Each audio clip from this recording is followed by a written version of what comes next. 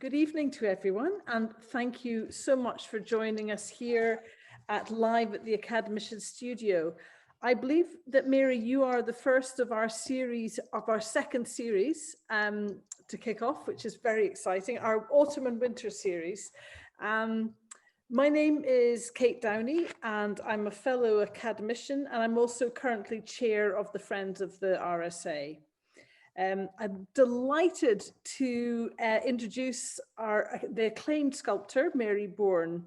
And I thought, just to give you a little bit of a Bourne identity, sorry, I couldn't resist that. Mary, she studied at Edinburgh College of Art before teaching at Edinburgh College of Art and Grey School of Art in Aberdeen. She was elected to the RSA in 2012, is that right? Yes, a wee while now. I first became aware of your work, Mary, at the Coast Arts Festival in Banff and Macduff in, I think, 2009.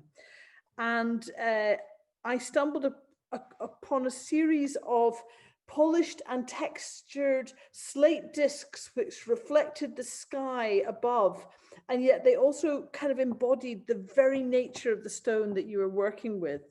It was that first encounter, but certainly not my last, and I've been a huge fan ever since.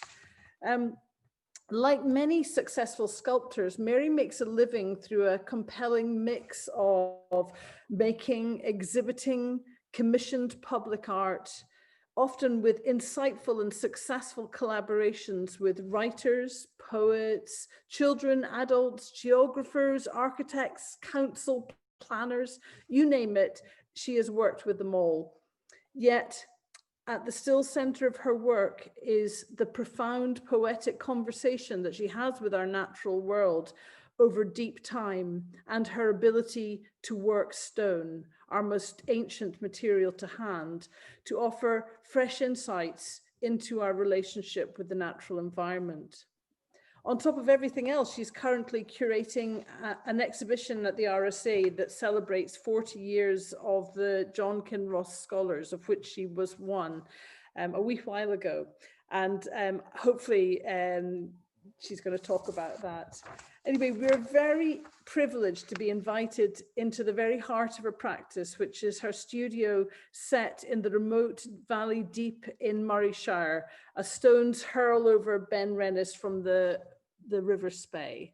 Anyway, thank you, Mary, and it's great to be here with you. Thanks, Kate, and welcome everyone to my studio. I'm sorry, you're going to probably see quite a lot of me being headless as I move towards the computer and away again, but I'm afraid that's just the way it goes. I am in my studio here. It's quite chilly today. I was looking at the weather app on my phone and it said temperature 1 degree, feels like -4. So I'm quite bundled up, which is quite normal actually for me. I was just remembering, I think it's in Vasari, there's that passage about how painters can listen to music and wear nice clothes and be warm and dry, whereas sculptors are always in awkward positions and filthy dirty and making lots of noise. You're definitely a tough bunch, yeah. Mm-hmm. You're a tough bunch. I'm always, yeah. I don't know. Anyway, so I'm going to start off, I'll show you a few different pieces. Because stone's quite heavy, I haven't got out heaps of stuff, and also because I work to commission, a lot of my work just goes straight off, so I don't have it here. But I've got a few pieces that I've made this summer, and some pieces that are actually just experiments, so I'd just like you to be gentle with me on them because they're not resolved yet, so I'll show you anyway. So I've got over here, I'm not one of these super tidy people, but there are some tools. Here are my rolls of chisels, which are sort of the core of my work. I hope you can see all right. I seem to not have a good camera on this phone, but these are the ones I've been using at the moment, all my little fine lettering chisels. Again, because I've done quite a lot of sort of big things for commissions, it's quite a delight to have an opportunity recently just to do some smaller work, quicker, smaller work, more spontaneous. Here we go. Here are some. So these are, if you don't know already, I feel like I'm talking to Marion Smith and Jake Harvey at a point, which is for roughing out, a claw for drawing the surface together. For those who don't recognise it, these have been in for hundreds, if not thousands of years. And then the flat chisels finishing off, and abrasives as well. So I use these, I use a few power tools, but not that much. And occasionally I use the compressor and do a bit of sandblasting. Wow. So in my studio, I have a concrete floor, which is the most desirable thing, I think, for a stone carver, so that the dust doesn't bounce in the air and you can roll things around, and it's nice and flat to get things standing level. And I also have, if I turn around,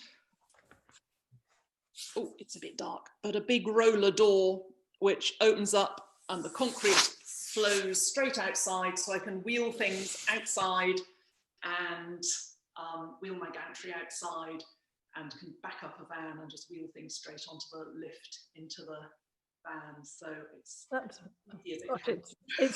a very practical space, isn't it, Mary? It is. Yeah. It is. How long have you been here for in this space? I have lived here. We have lived here since '95, but we built the shed, this workshop, I mean, when we had children, small children, and it just, I'm about half an hour's drive from the Scottish Sculpture Workshop, and to begin with, I would work over there whenever I was doing anything of any size.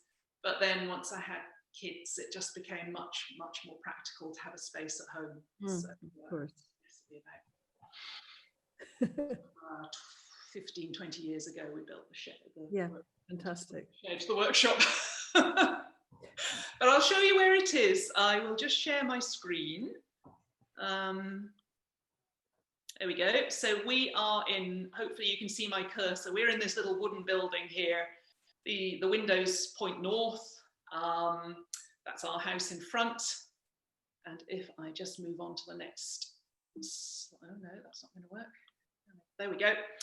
And then this is it from a bit further away up the hill. So there is the workshop there and our house. This is Glenfiddich. The River Fiddich is just along here.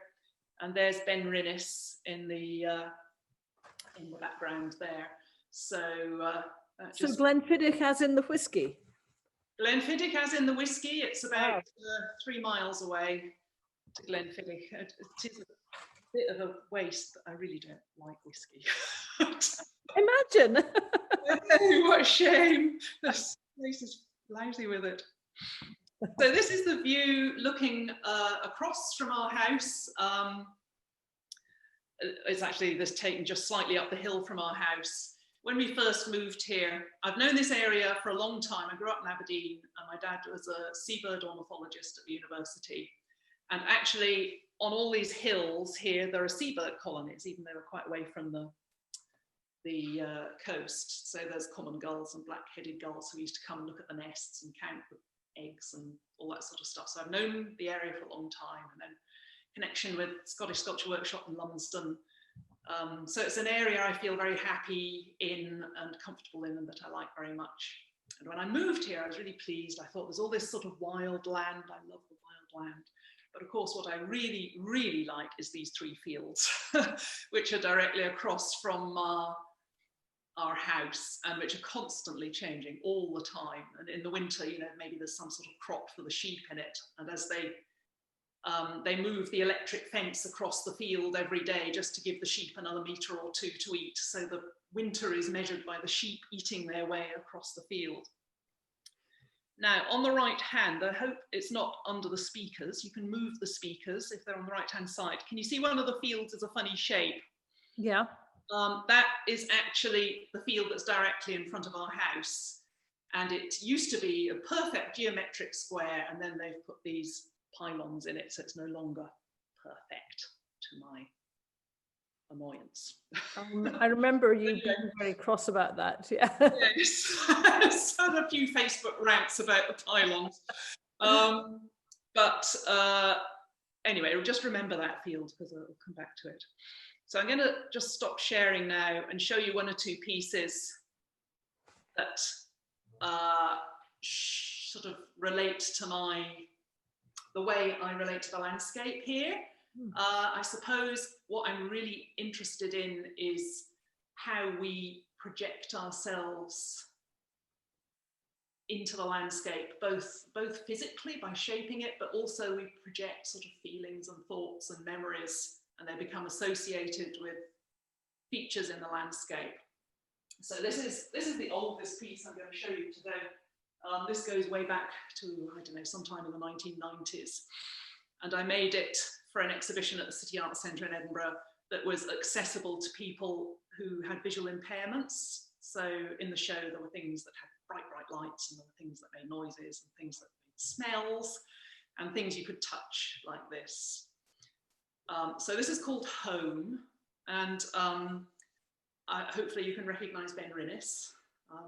Yeah, very much so. Strange, it's not quite like a mirror this. Anyway, so what I wanted to do was sort of charge up the stone with the way I felt, and then I was sort of hoping that when other people held it, that they would be able to access some of the feelings that I have about home. So when I drive up to my house, and when I drove up then, I would, you know, park the car, Ben Rinnis would be in front of me, and then the cat would come and meet me, and I would stroke the cat, and it was all home. So I made this, and it actually took a long time. It's made of Elter water slate, which creates this, comes up with this beautiful satiny sheen, but is pretty hard. So I spent a long time with the abrasives, getting it right, getting it to fit the curve of a hand and so on. And it got warm, it got really warm. And I sort of felt like that was me pouring my emotions into it, if you like. And then off it went, and it was very popular. And it's the one piece that I think I would never sell, ever. It's a beautiful colour as well. Is that slate local to the area, or is that not particularly? It's from the Lake District. Yeah, it's really beautiful slate. Gorgeous colour, yeah. Chunks. And in the exhibition, people were encouraged to pick it up. Yes, excuse me. Like you were, yeah. Yes, I had them on, there was a group of 3, and they were on sandbags, so people could pick them up, put them down without clonking them, without them rolling away. Yeah, what a lovely idea. Yeah, really nice. So that was then. Sort of roll forward now. If you remember, I don't know if it was everywhere, but I can't remember if it was late September or early October, it just rained here. And it was really dark, really depressing. And then it stopped raining, the sun came out, and the whole landscape was reflecting water everywhere. And I made a few little things. This is one I made earlier, actually, called Spate, which relates to various, I've made quite a lot of things to do with rivers. So this is stainless steel inlaid into Caithness flagstone, which is a stone that I use quite a lot. One of the things about using stone, and one of the reasons I like sedimentary stones, is that they have that progression of time through them, so that it's not an inert material. It's both part of the land, which is what I'm looking at relating to, but it also has this connection with time and with deep time, and it sort of puts in context, although I might be shaping it. And people talk about setting something in stone being permanent. You know, actually in a geological time scale, the things that I do with the stone are not permanent. So there's this sort of continuity and change thing that I like in stone. Anyway, back to the rain. These little pieces are actually going down to the Christmas exhibition at the RSA a couple of days' time. Is that the right way around? No, it goes that way around. So this one, I'm not sure if I did it in the right hands, is called Pooling Streaming. So that was just what was happening everywhere at the time, and it's palladium leaf on Caithness flagstone. Palladian leaf, did you say? Palladium, the metal palladium. Oh, wow. It's Saturday night at the palladium. It's like gold leaf, right. So it's like silver leaf, but it doesn't tarnish. Silver leaf tarnish. Yeah. I mean, another thing about the flagstone and slate that I like a lot is, I think, you know, my work's quite sort of graphic, as in like drawing, and it has this big range of marks.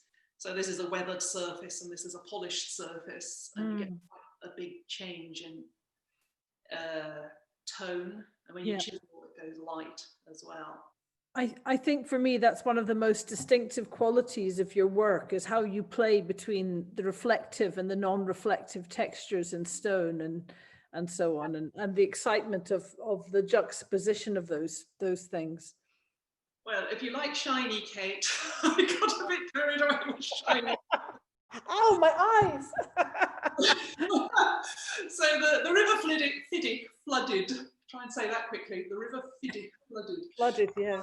And I went and paddled in my wellies in it, and then I came home and made this. So this is the natural surface of the flagstone, which is a silt stone. It's laid down. It was laid down in a loch a long time ago. But the surface of the stone has this sort of nice ripply memory of the loch that it was laid down in. So I shone it up with palladium leaf. So those were quite recent, and I mean, they do relate to much earlier work to do with rivers, which I've done a lot, but I think it was just after the long, difficult summer, and you know, then it was raining, and then the sun came out, and suddenly your mood just bounces up. Absolutely. Do you find, Mary, that you've spent a lot more time, like a lot of us artists, in your studio during lockdown, and how do you think it's affected your work recently? It's been, for me, to begin with, I mean, I was with you, Kate. We were about to hang the RSA. Oh, my goodness, we were. Oh. And then it just stopped. And then I was supposed to be doing the Kinross exhibition, which I'll talk about in a minute. And that was postponed for a year. And a commission I was doing was postponed for a year. And I felt like one of those tankers that was sort of unable to stop, even though, you know, they maybe turned the engine off, it was drifting off.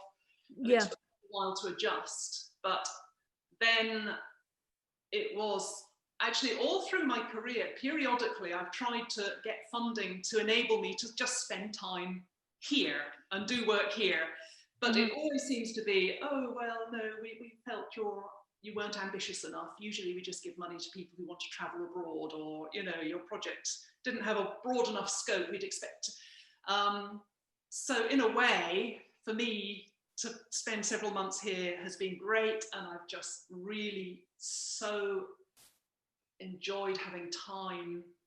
I'd been doing some work to do with gardens and wildernesses. So I could walk to various ruined crofts. I was looking at ruined crofts, gardens, and thinking about wilderness. And then I sort of suddenly realized there was this massive gap in the equation between the garden.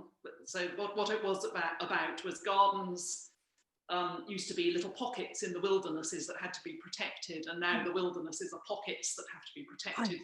I couldn't, yeah, I absolutely agree with you. I started calling them Arboreta domestica because they would grow, you know, you'd have the ruined cottage, and then the trees would grow up, and they would be this kind of jungle inside, with the ruined house sort of dissolving inside, and the mayhem growing up, and then all these very neat fields around. And it is a very interesting inversion, isn't it? It is a really interesting inversion, but I sort of realized that, you know, so the elephant in the room was agriculture, and that was what I was missing out between the wilderness and the garden. So I started looking at field patterns. But I just have to tell you, Kate, there was one croft garden that I went to, ruined croft, and the garden had become completely full of mint, apple mint, you know. And so there was this perfect square of mint in amongst this sheep field. How amazing. That was really nice, but whether I do something with that.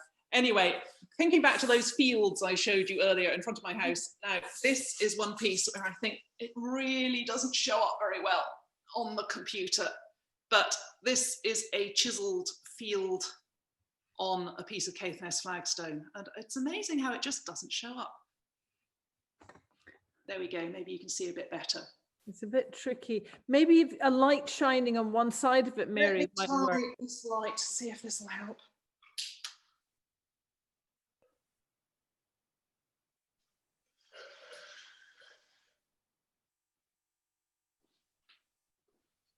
Is that any better? A little bit. I don't know. Maybe you can sort of get the idea down the bottom there. Yeah, I can see. But yeah. anyway, that is that lovely field with the pylons in it, before it had the pylons in it. So, I suppose it's a bit like a sort of a ghost memory of the field. And I don't know, some people may have seen the sandblasted flower pieces that I've had in the RSA over the last few years. And again, I think they're a bit like memories, and there is a sense of a passing of time and maybe of regret being in winter and remembering the summer. Or there's that line in a poem by Edwin Muir, the world's great day is growing late, and that feeling, if you're looking at geological time and you look at the band that was occupied by the dinosaurs and you think, well, is this the band that's occupied by the rest of us, and so on. So there is something about stone being again a medium of record and a placing those precious memories. A bit like the tree rings, but with bigger time. Everything. Yeah, exactly. That's time. there. And sometimes you get fossil fish in it, Yeah. Exactly. No, I think like Annie, she said that she saw a picture of that ploughed field piece that you'd put up on Facebook, and it was absolutely stunning. And is that one that's maybe going to end up in the John Kinross exhibition that we can all come and see? Have you got plans for it? Not that one, but I'll show you. Yeah, the John Kinross, just to sort of explain, I'm gonna what have I done? Here, Annie's just asking a question. Do you work directly into the stone, or are there drawings that you work from? Very good question. That is interesting. And one of the things I had thought I might talk about today, except that I think I'll run out of time, is drawing and the relationship with drawing. I usually don't draw for sculptures. If I draw for its own sake. And when I do the sculptures, they are the drawings. Okay. If you see what I mean? Yeah, absolutely. I sometimes have a little notebook and I just have like little sketches. They're almost just like lists of things that I might make. And they're little just aide-memoire, I suppose, but I don't do detailed drawings, no.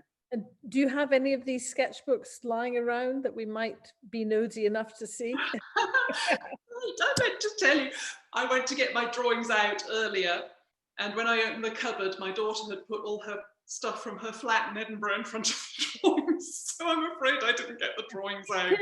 Kids, they're terrible. They take. And another crisis of lockdown, basically. Yes. Side effect, yeah. Had 4 people and 3 flats worth of stuff. Oh my goodness, that's extraordinary. Yeah. It's amazing how 9 months in, we've somehow normalized it to a certain extent. The artists are adaptable, but it is hard to change everything and regroup, isn't it? Yeah. Anyway, we were talking about John Kinross. I found the button. I'm sorry, I'm going to have to just go through. There we go. All this. No problem. Okay. So yeah, we'll just talk briefly about the Kinross show, which was going to be this last May and is going to be next May. I did a Kinross residency in 1985, which is an unbelievably long time ago. But then I had another residency much more recently in 2015. And I realized when I went back to Tuscany that actually a lot of the things that are important to me in my work, like this sort of embedding of meaning within stone and the things being 2 things at once, being the thing that's in front of you and the thing you associate it with, if that makes sense. Yeah. They all dated back to the Kinross scholarship. And I started to think, well, I wonder how many other scholars now from quite a distance away are able to trace connections between that time and the work they're doing now. So I suggested to the RSA, would it be interesting to do something following people up? And they said, oh yes, it's the 40th anniversary of the first selected artists in 2020 and the 40th anniversary of them going to Florence in 21. Yes, let's do that. There have been 40 years of the John Kinross scholarships, 10 scholars each year, so that's 400 scholars. Wow. You can have the lower galleries, which will fit 20. So, that must have been such a hard job. It was daunting, but then when I started going through them, it was so cheering, because you know how you're told only a tiny proportion of people who go to art school end up making art, and you know all this stuff. But actually, there were so many people. There were lots who had international careers. There were people running galleries, there were professors, there were teachers in every stage, people running festivals, people running studio groups. It was so cheering. So in the end, I mean, Fergus Purdy has come on board to help select architects. So we've got 4 artists and an architect from each decade, which is pathetic, pathetic representation, but we had to do the job. And just to give you a couple of ideas here, oh, go back one. This one is Stephen McKeever, who was a scholar in 2002, which is actually quite a long time ago now. And on the left is one of his Kinross sketchbooks from 2002. And on the right is the painting that he did this year for the exhibition. And he's actually, it's massive. It was made as big as it could possibly be to fit in the galleries, and there are 2 of them actually. There's another one as well. So for some people there's a very obvious correspondence, but for others, there we go, like Neil Gore. I'm sorry these are such small images, they were just very small files that I had from Neil, but on the left are some little painted sketches from his time in Florence. A long time ago now, not as long as me, but a long time ago. And on the right is one of his recent works. I can't remember if that was one for the exhibition or just one he was showing us. I think it was one for the exhibition. And if you look at the paintings on the left, it's a bit hard to see because they're so wee, but they're looking sort of through architecture, looking at all the voids that are behind columns and things. And you can sort of see the concerns that have followed through. It's a very good illustration of that, of the style has evolved and matured, but the concerns were there right from the start. So that's really revealing. Yeah. It's going to be an exciting exhibition, I'm sure. Wow. I think it will. I mean, we've got everybody has said that they will participate next year, even though it was cancelled from this year. So, and we have people like Chantal Joff, who is an academician at the RA in London, and wow. oh gosh, that really diverse. Janie Nicol, who's a former president of the Scottish Artists Union, and you know, just sort of a real diverse group of people. Anyway, to go back to my experience, this is from my John Kinross sketchbook all that time ago, and I had been doing lots of figurative work, and I went to study Michelangelo, you know, the ultimate. And I spent 2 or 3 months just drawing them over and over and over again. And I think what I was trying to do was work out how he made stone, which is, you know, really as inert a medium as you can think of, and how he can make it one of the most moving things that you could come across. Because certainly for me, I would say his work is some of the most moving that you would have. So how he worked emotion into this inert medium. But the thing is, I looked at it so hard that by the end of it, I kind of didn't want to do the figure any longer. But he'd done that as, you know, really better than I could ever hope to do it. So I sort of came home, and actually it was other things that I'd seen in Tuscany that I realise now that really affected me. Although on reflection, also aspects of this. And when I went back 5 years ago, I was there in December, which was really nice. I went to the Laurentian Library in December.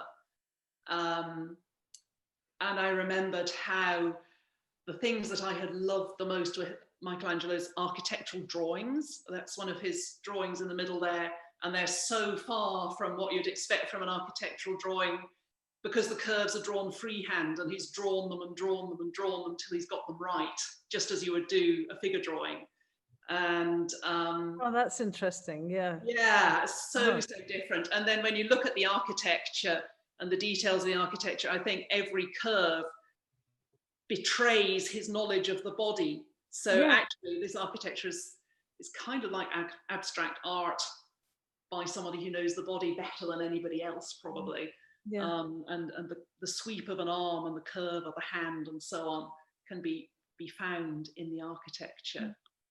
I think it's fascinating, that relationship between drawing and architecture and drawing and engineering, because I noticed the same thing with bridge design, that the bridges that were designed when people had to draw things from life and rather than through a computer have actually changed the physicality of what you're crossing, and I can see it.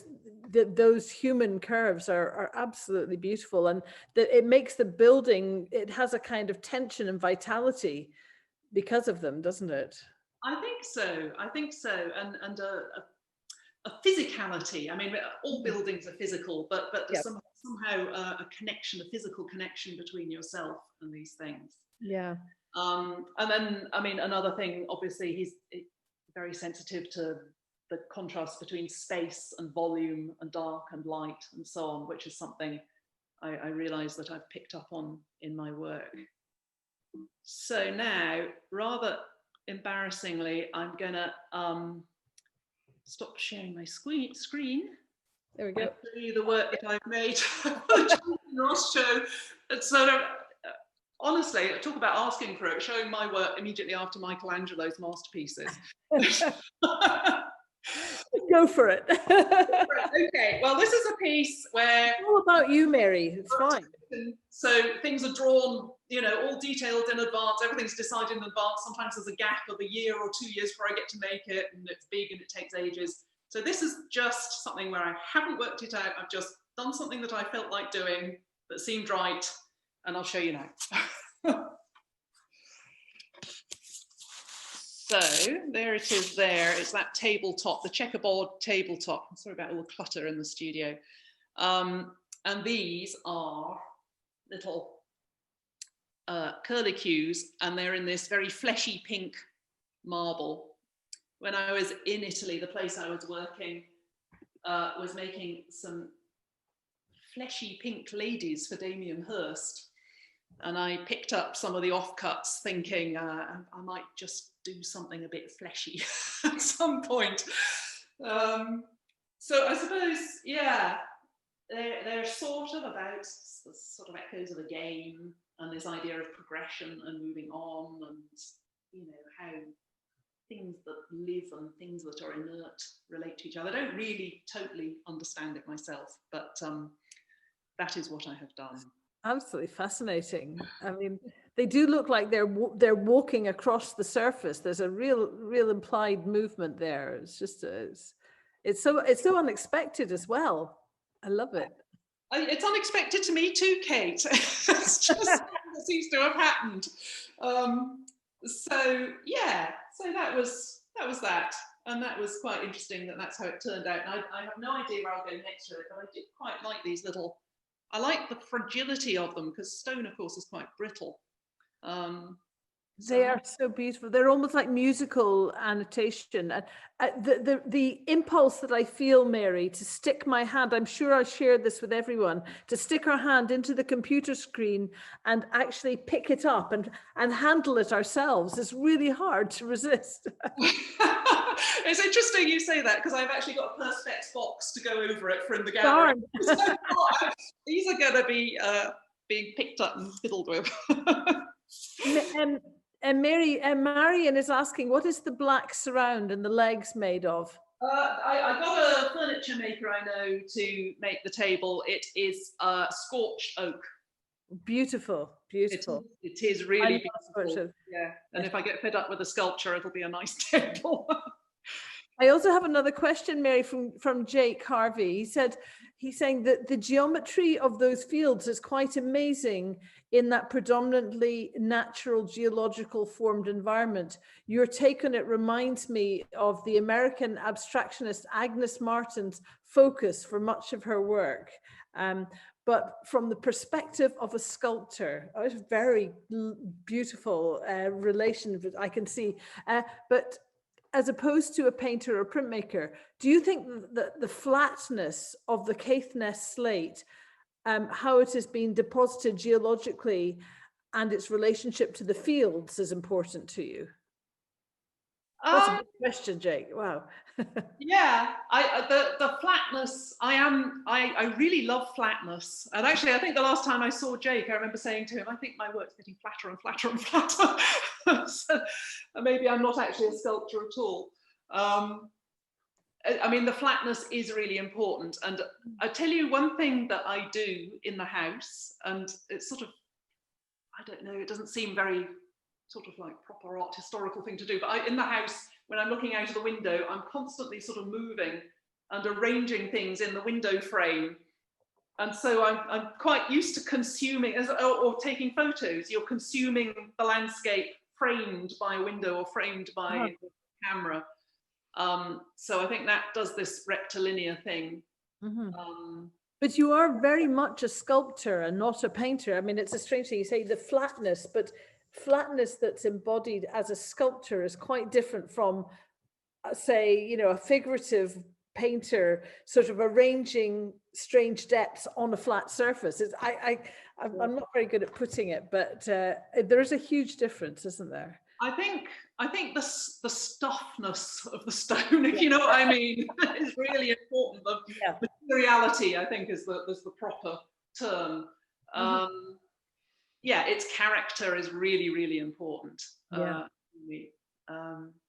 Anyway, how are we doing for time? Shall I show you one or two more pictures? Oh yes, please. And I'm hoping you're going to show that piece that you showed us earlier.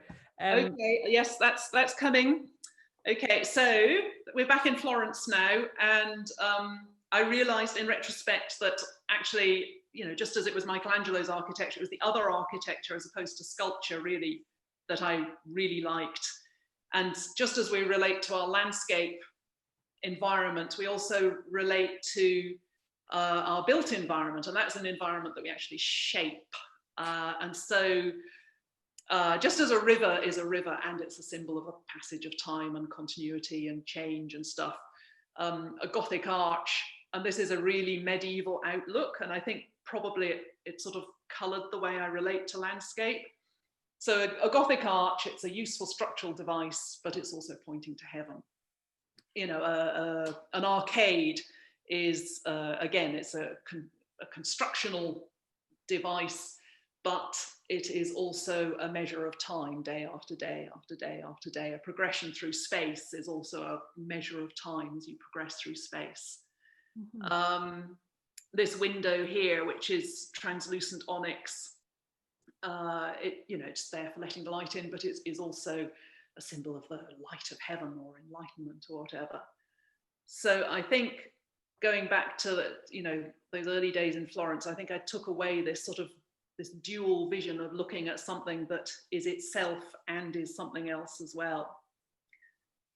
And another aspect of that architecture is this, as I was saying with the Michelangelo, the sense of massing and then void, and then the interplay between material and light. And I'll show you the piece that you were talking about in a minute, Kate, where I'm trying to work out how to combine light and stone. But of course, when I came home, I realized that things like stone circles that we have around us, this is a Furthys, which you probably know, Kate, near Inverurie, with my son when he was much younger. Which circle is this, Mary? Well, it's written a Quarthys and it's pronounced a Furthys. Yeah, a Quarthys. Yeah, I do know that. That's up at the back of Methlick somewhere, isn't it? Somewhere. Sort of between Kemnay and Inverurie, I think. Yeah, amazing. It's a really lovely one. It's sort of surrounded by fields and it has this sort of dish shape. Perfect for you. Yeah. Massive altar stone. But of course, it is a device of light and stone and space interacting to measure time. So that's something that I'm quite interested in. Now let me see, what's my next image? Okay, that's something else. So I'll just stop sharing and I'll show you this. Right, now I'm really being brave here because this is not finished. This is me playing around. So I want you just to be gentle. So this is me. I've got a lot of translucent stone that shows the light, allows the light to show through. And I'm just sort of seeing what I can do with it. So I've been arranging it. The cardboard isn't part of the sculpture, that's just holding them up. But just sort of working out, I think the camera is probably exaggerating it, but the stone is holding the light, and as well as it looks like a burning inferno of white. It's just amazing, like it's on fire. And then you have the shadows on the floor. I'm sorry, as well. Oh, so that's wonderful. It's incredibly dramatic.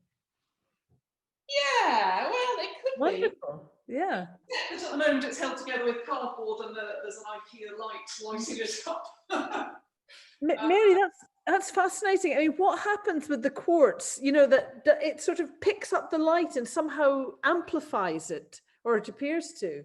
Well, it does when it's filtered through the camera. But yes, I mean, it's sparkle, it's crystalline, so it's sort of shedding the light in lots of different directions. So that is one sort of light and stone thing that I'm working on, and then there's another one over here, which is this is granite, and I suppose in my mind that stands for the earth. It's got a sort of nice landscapey surface. This is a black slate, which you probably can't see because it's got reflection slightly on it, but it's completely densely black. And has no sort of colour movement in it at all, and it's just solid black. And then this is another sheet of quartz over here, another IKEA light. Wow. Which of course is translucent. And so in my mind, this is like a night and a day, which is sort of implying the passage of time. This is maybe like a sketch for a bigger screen of pieces, perhaps, you know, like a year, with the days getting longer in the summer and the nights getting shorter. Oh goodness, I'm just looking at that and imagining it as a massive stone circle that you could walk into the middle of. Yes.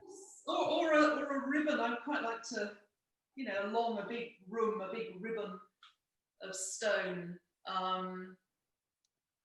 That's going to be so exciting. I haven't quite what this one has, which I don't know if I'm going to be able to show you. We tried it earlier, didn't we? And it sort of worked.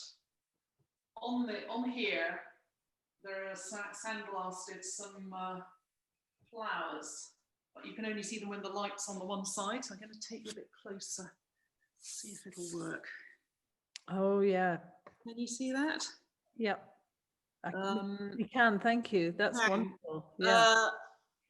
So I'm just sort of thinking about how this would work. I actually think this would work really well in a window, in that, you know, during the day when the light's behind it, you get that. And then at night when it's dark and the light's on this side, you would get the flowers. But yeah.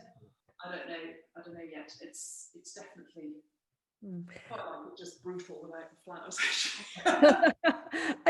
I think this, for me, all these things you're showing us really epitomizes the wonder of having these live studio sessions, because I mean I very much get that you're experimenting with ideas, but most people don't get to see, you know, this experimental stage, you know, this furnace of ideas and experiments and little playoffs of juxtapositions of different types of stone and light and so on. And it's such a privilege. Every time I do this, I get a great new thrill of going, wow, if all 35 of us were stuffed into your studio, I bet we wouldn't get to see it as much as you're showing us, which is wonderful. Wouldn't be room. No, that's true.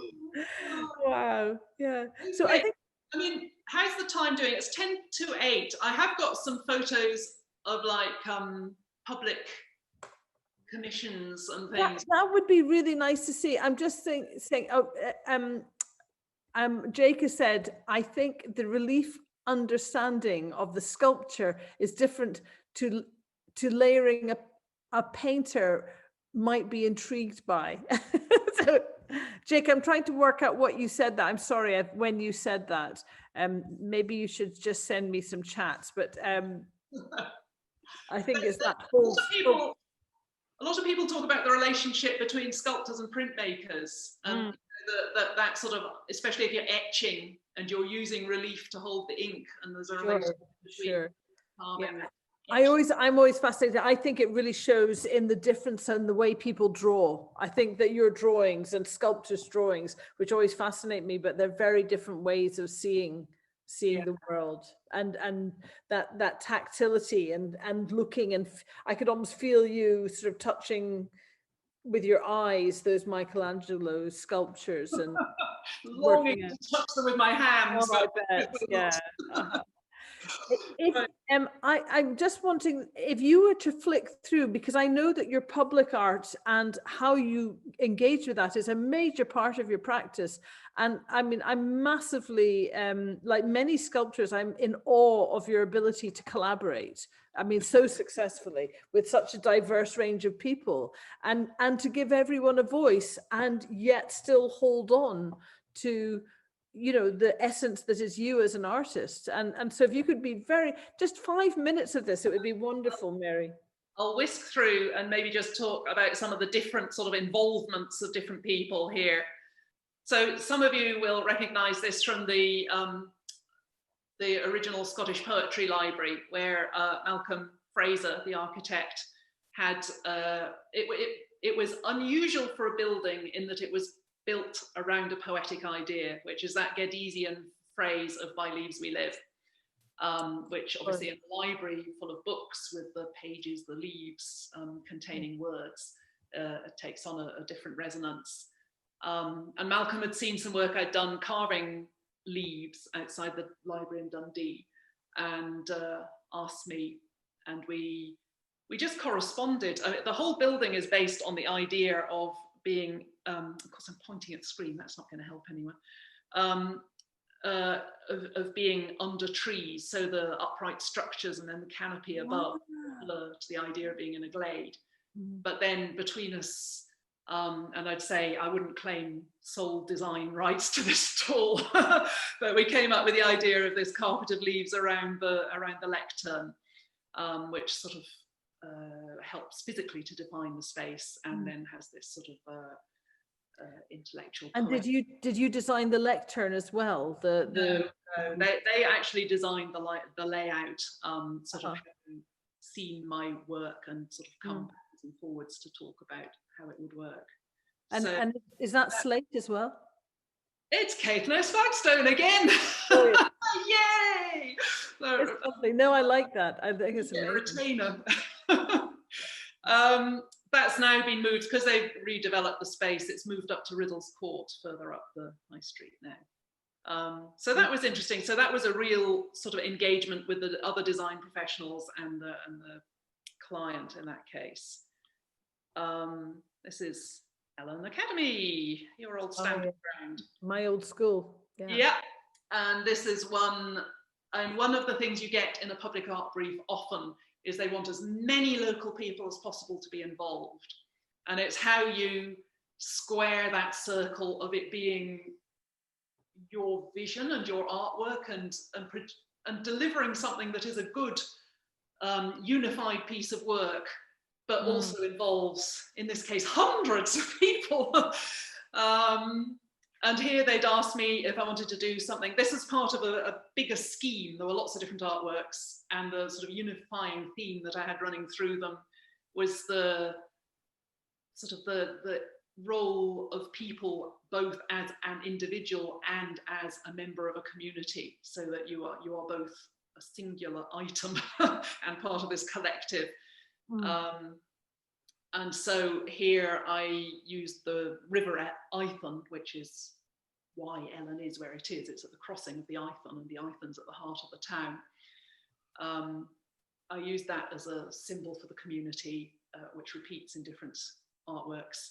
And in this case, I got a local poet to come, and we worked with groups in the town, sort of adults with learning difficulties, and the reminiscence group, and we got the local bookshop to run sessions. We worked with 2 complete year groups, and we got everybody to write in less than 10 words in black felt pen in their own handwriting what the river means to them, so that all this texture that you see here is different people's ideas of what the river means to them. So some of them said, you know, a shopping trolley full of weeds, or some of them said, you know, the light glistening on the water and the swans. So there's lots of different voices. So I was actually quite pleased with this, because I did feel that it was a unified image. Oh, and another thing that happened was originally it was on 3 windows, was going to be on 3 windows side by side. But when the architects saw the design, they said, oh, this would be much better if it was a glazed screen. So we got this lovely continuous. Wonderful. Do you know, Mary, I've just interpreted what I'm looking at in the second photograph on the right. It's the same artwork, but you're looking through to the gym or something like that. Is that right? Yes, yes. So part of the brief was to try and interrupt the view to the swimming pool, so that people wasn't just like a cinema screen. Yeah. Annie just wants to say something, Mary. I'm interested in the idea Mary mentioned earlier, to aim to charge up. Can she elaborate how this happens? Okay, can I come? Yeah, we'll come back to that, Annie. Yeah, sorry, I just thought, yeah, absolutely. Oh my goodness, this is exciting. Yeah, I won't talk in great detail about this. This is the river, along the River Ness flood defences, when I was commissioned to make, to tell stories about the Ness through the artwork. So in this one, because we're running short of time, I was working with a dry stain diker, and I invited, all these seats relate to different stages of the river's journey, from the lochans in the hills down through the point where the tide and the river's flow cancel each other out, to down at the bottom where the tidal surges come up. But I felt, although they're sort of implicit in the designs, I needed something a bit more explicit. So I asked the poet Ken Coburn to come on, and I gave him a brief of the sort of themes I wanted brought out, and he did a really great job. And we used poetry associated with the artworks all along the wall, carved into pavement and on the wall, and so on. And so in that case, it was really complicated, because it was quite a political thing that was going on, and the local press, and there were quite a lot of things going on. And sometimes as the artist, you're between the contractor and the client, and that can also be a little awkward. But nevertheless, it was a great project. And we also did a community project where Ken got local people to write poems about the river, and then I taught them letter cutting, and they cut their own poems into. Oh, that's amazing. Oh, that little photo on the far bottom left, is that what that is? That's them sitting, yes. There was actually, in Merkinch in Inverness, there was a mission, you know, like a religious mission that worked with the local people, and they welcomed us in to use their courtyard. So that's the first time I've done a project with a mission. Amazing. So I'll stop there, Kate, and well, that just to go back to Annie's question. Yeah, can you come back onto full screen, Mary? If you turn your PowerPoint off, that would be great. There we go. Wonderful. Yes. Well done. Well, first of all, Mary, that was just wonderful. I'm just completely fascinated. I'm so impressed by the diversity of your practice, but also by the consistent themes that run through it, and how they resurface in different ways. And I often think that I like hanging out with sculptors more than painters, because Because they're able to be more social and more successfully social than a lot of us. I'm just going to come back, and I'd like to say to everyone, if there's any questions that have occurred to them during this talk, please fire away. We've got time for one or two, and I'll come back to the one that Annie asked Mary, which was that she is interested in the idea that you mentioned earlier, the aim to charge up. Can you elaborate how this happens? And it was in relation to your dialogue between the stone and the mark making. Yes, I think that perhaps it's injecting meaning into the stone, and I don't want it doesn't have to be, precise meaning. Maybe it's meaningfulness, which is slightly different from precise meaning. And I suppose I was particularly thinking about it in relation to this one. And it's not so much mark making in this case as is the use of abrasives, which I find particularly, I suppose, going back to school science lessons, when you rub the nylon things and try to get an electric charge on them. I suppose in the process of abrading and abrading and abrading and the repetition that gets warm. Yeah. What I'm trying to do is I'm also thinking at the same time about what the subject is. I'm thinking about walking along the ridge of the mountain and trying to get the ridgeness of the ridge in through the tactile quality as well as the and the the sort of strokiness of the cat.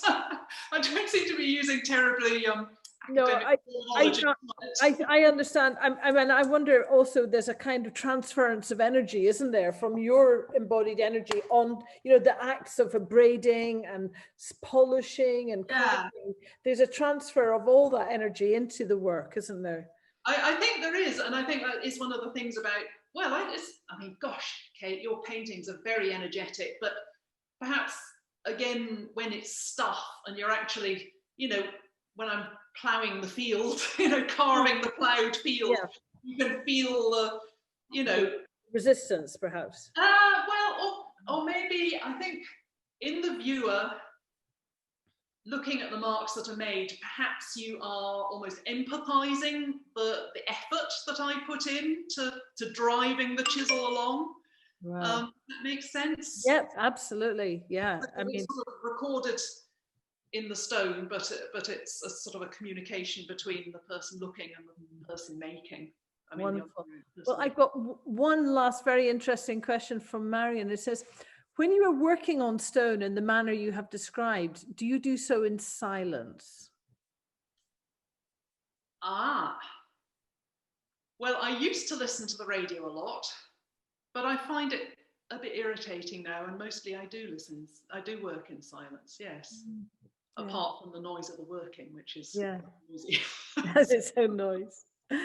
Wow. Well, I think that we're just about out of time, Mary. I would just like to say thank you very, very much for just how amazing your sharing of your experience as a sculptor and your life as a sculptor, as seen from your studio. It's been an absolute pleasure and very insightful and fascinating. I hope everyone else has enjoyed it. I'd like us all to clap, but you won't hear it.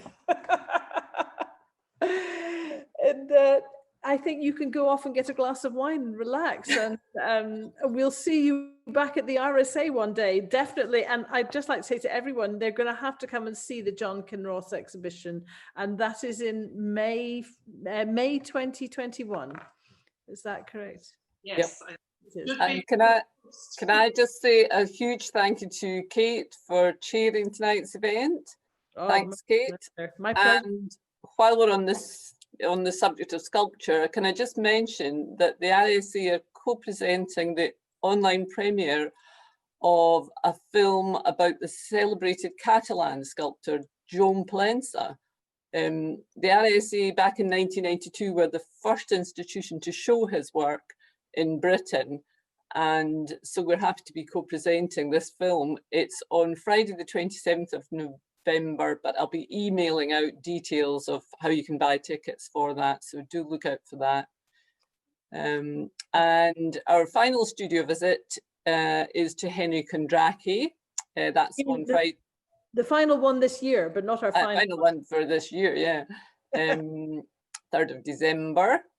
Henry, of course, is well known for paintings of Edinburgh landmarks, and so the RSA had recently commissioned him to make a painting of the RSA, and the image from that image we created this year's Christmas card.